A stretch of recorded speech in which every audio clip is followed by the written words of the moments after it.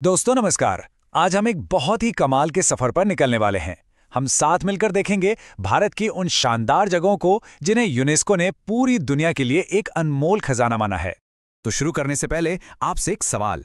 क्या आपने कभी सोचा है कि भारत में ऐसी कितनी जगह हैं जिन्हें यूनेस्को ने सांस्कृतिक विश्व धरोहर यानी कल्चरल वर्ल्ड हेरिटेज का दर्जा दिया है?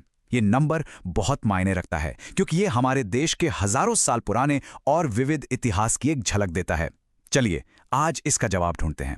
तो ये रहा हमारे आज के सफ़र का रोड मैप। हम भारत की इस महान विरासत को 5 अलग अलग हिस्सों में समझेंगे।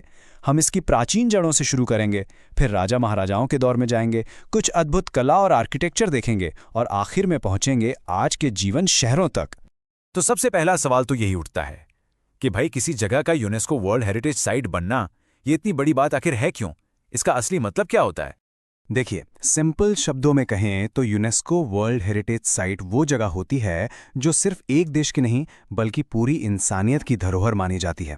मतलब ये इतनी खास है कि इसे बचाना और संभालना पूरी दुनिया की जिम्मेदारी बन जाती है। ये हमारी साझी विरासत का हिस्सा है। तो चलिए अब अपने सफर के अगले पड़ाव पर चलते हैं, जहां हम भारत की हजारों साल पुरानी जड़ों और उसकी आध्यात्मिक बुनियाद को देखेंगे। जरा सोचिए, हजारों साल पहले इंसानों ने सिर्फ छेनी और हथौड़े से चट्टानों में ऐसे अजूबे बना दिए। अजंता और एलोरा को तो देखिए, 1983 में ही ये लिस्ट में आ गए थे। ये सिर्फ पत्थर पर की गई नक्काशी नहीं है, ये उस जमाने की कला, आस्था और जिंदगी की वो कहानियां हैं जो आज भी हमें हैरान कर देती हैं। गुफाओं के अंधेरों से निकलकर अब हम आते हैं मंदिरों की भव्य रोशनी में।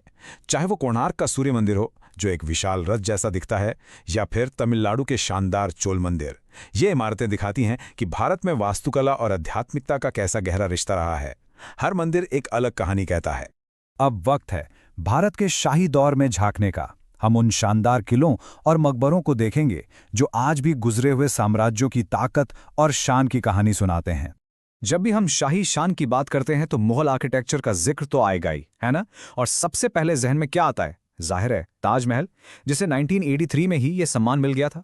ताजमहल से लेकर दिल्ली के लाल किले तक ये सभी इमारतें मुगल दौर की कला और भव्यता का एक जीता जागता सबूत हैं। अब ये वाला बड़ा इंटरेस्टिंग है। यहाँ किसी एक किले को नहीं बल्कि 2013 में एक साथ राजस्थान के 6 पहाड़ी किलों को ये दर्जा दिया गया। मतलब एक पूरा ग्रुप। ये दिखाता है कि राजपूतों की मिलिट्री प्लानिंग और उनका आर्किटेक्चर कितना बेमिसाल था। चलिए अब कुछ ऐसी जगहों को देखते हैं जो इंजीनियरिंग और आर्ट का एक ऐसा बेजोड़ नमूना है कि आप देखकर दंग रह जाएंगे। ये सिर्फ इमारतें नहीं बल्कि अपने आप में एक चमत्कार हैं। इस लिस्ट को देखिए, कितनी वैरायटी है। एक तरफ गोवा के पुराने चर्च तो दूसरी तरफ जयपुर का जंतर मंतर जो असल में एक विशाल एस्ट्रोनॉमिकल ऑब्जर्वेटरी है। और रानी की वाव के बारे में क्या कहें, ये कोई मामूली बावड़ी नहीं बल्कि जमीन के नीचे बना एक उल्टा मंदिर है। सच में कमाल है ना? अब तक हमने अतीत की बात की, लेकिन विरासत सिर्फ पुरानी इमारतों या खंडहरों में नहीं होती। ये तो हमारे आज में भी जिंदा है। तो हमारे आखिरी सेक्शन में हम यही देखेंगे कि कैसे हमारे शहर और यहाँ तक कि मॉडर्न इमारतें भी हमारी विरासत का हिस्सा हैं। ये एक बहुत ही खास पहचान है क्योंकि यहाँ किसी एक स्मारक को नहीं बल्कि पूरे के पूरे शहर को हेरिटेज का दर्जा मिला है।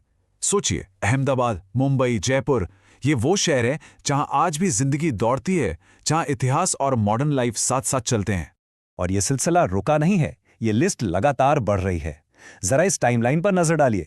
2016 में प्राचीन नालंदा और चंडीगढ़ का मॉडर्न आर्किटेक्चर, फिर 2021 में रामप्पा मंदिर और धोलावीरा जैसा हड़प्पन शहर, और अभी हाल ही में 2023 में शांति निकेतन और होयसल के मंदिरों को भी इसमें जगह मिली है। ये बात कितनी गहरी है। विरासत सिर्फ पत्थर और इमारतें नहीं हैं। ये वो कला, वो ज्ञान, वो कहानियां हैं जो हमारी जिंदगी का हिस्सा हैं और जिन्हें हम अपनी आने वाली पीढ़ियों को देकर जाते हैं।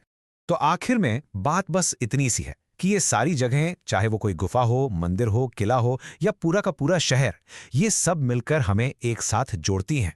ये हमारी यानी हम सब की साझी विरासत है। तो ये सब जानने के बाद अब मैं आपसे बस एक सवाल पूछूंगा। इन सभी शानदार जगहों में से आप अपनी अगली छुट्टी पर कहाँ जाना चाहेंगे? सोचिएगा ज़रूर, क्योंकि ये सिर्फ एक ट्रिप नहीं होगी बल्कि अपने इतिहास से जुड़ने का एक यादगार मौका हो। And you want more stuff like this to help you prep and learn? Do me a favor and hit that subscribe button. We'll be back with